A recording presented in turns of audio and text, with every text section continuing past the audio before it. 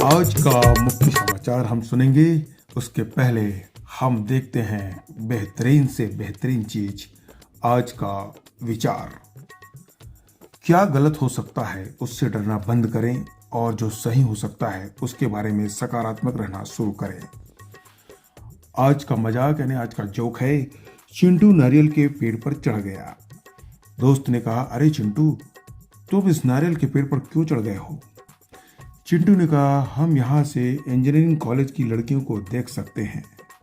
दोस्त बोला, अगर तुम वहां से गिरोगे तो तुम्हें मेडिकल कॉलेज की लड़कियां भी दिख सकती हैं। ये हुई ना बात। खुशनुमा होने के बाद दोस्तों, आज हम देखते हैं कि हमारे इस जनरल नॉलेज जैसे पोस्ट में दूसरी चीज क्या है। क्यों सर्दियों में मौसम के दौरान हमारे होंठ इतने शुष्क क्यों हो जाते हैं? सर्दियों के मौसम के दौरान हवा की थोड़ी नमी होठों को फटने का कारण मानी जाती है। गर्मियों में बार बार धूप के रहने से आपकी स्थिति खराब हो सकती है। होठ के फटने का एक और कारण आपका उसे चाटना भी हो सकता है। जीभ से निकलने वाली लार होठों की नमी को और भी छीन सकती है, जिससे अधिक सूखापन हो जाता है। बल्कि सर्दियों में खुश्की हवा की वजह से होठ फटने लगते हैं, हाथ भी फटने लगते हैं, त्वचा फटने लगती है। अब हम यहाँ सीखते हैं संस्कृत। मैं को बोलते हैं अहम और हम सभी को बोलते हैं वयम, जो एक वचन और बहुवचन में होता है। अगली चीज हम जानेंगे, यह कैसे काम करता है। मेडिकल सर्जरी के दौरान एनेस्थीसिया कैसे काम करता है। एनेस्थीसिया दो प्रकार की होती है, सामान्य और स्थानीय। सामान्य एनेस्थीसिया हमारे मस्तिष्क और शरीर की तंत्रिका संकेतों को बाधित करने का काम करता है। यह आपके मस्तिष्क को दर्द से संसाधित और आपके सर्जरी के दौरान क्या हुआ उसे याद रखने में रोकता है। यह ट्यूब सुरक्षित करती है कि सर्जरी के दौरान आपको पर्याप्त ऑक्सीजन मिले। डॉक्टर सबसे पहले आपको गले की मांसपेशियों को आराम देने के लिए आपको दवा देंगे। रोगी जागरूकता को खो देता है, फिर उसके बाद महत्वपूर्ण शारीरिक कार्य जैसे कि सांस लेना, रक्तचाप का रखरखाव कार्य आदि जारी रखते हैं। सामान्य एनेस्थेटिक सिनेप्स एवं तंत्रिका संचरण में कमी का कारण बनता है। वह स्थान जहां न्यूरोट्रांसमीटर जारी होते हैं और शरीर में आपकी प्रारंभिक कार्रवाई करते हैं। नोवोकेन जैसे स्थानीय एनेस्थेटिक सोडियम चैनल के रूप में भी जाने जाने वाली तंत्रिकाओं कोशिकाओं को कोशिका झिल्ली के आयन चैनल के कार्य को बाधित करने के केंद्रीय तंत्रिका तंत्र के दर्द केंद्रों तक तंत्रिका के संरक्षण को रोकते हैं।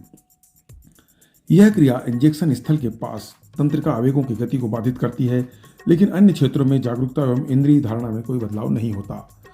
जनरल नॉलेज में हम देखेंगे, दुनिया का सबसे बड़ा देश रूस, जिसकी कुल क्षेत्रफल 1,70,98,242 किलोमीटर है।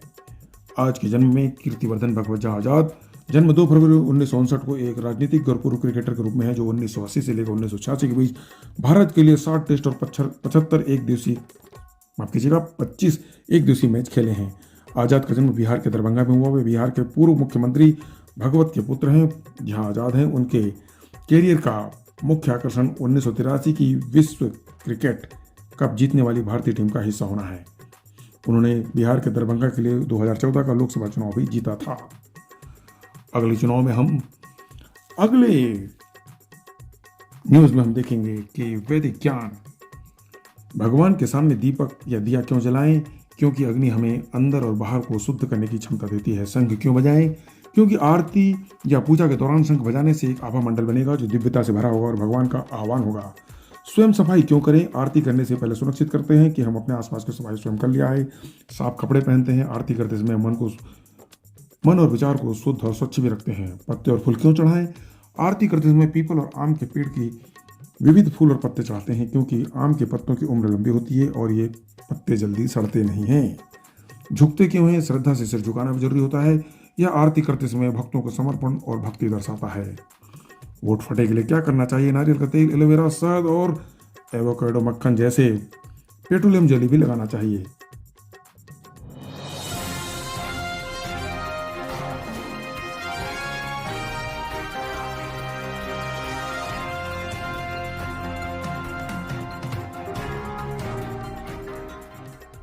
अब हम जानते हैं कि आज 2024 के दिनांक 2 का प्रमुख समाचार कौन कौन से हैं, जिसमें हम देखेंगे कि संयुक्त राष्ट्र अमेरिका के बाद भारत ब्लैक होल का अध्ययन करने के लिए समर्पित उपग्रह भेजने वाला दूसरा देश बन गया है। पीएम मोदी ने आज तमिलनाडु और लक्षद्वीप के 2 दिवसीय दौरे पर रहेंगे। साथ ही साथ देखेंगे भारतीय मौसम विज्ञान IMD ने सोमवार को कहा कि अगले 2 दिनों में पंजाब, हरियाणा, उत्तर प्रदेश, उत्तरी राजस्थान के कुछ हिस्सों में ठंड दिन से लेकर गंभीर ठंड के नज़ारे देखने को मिल सकते हैं।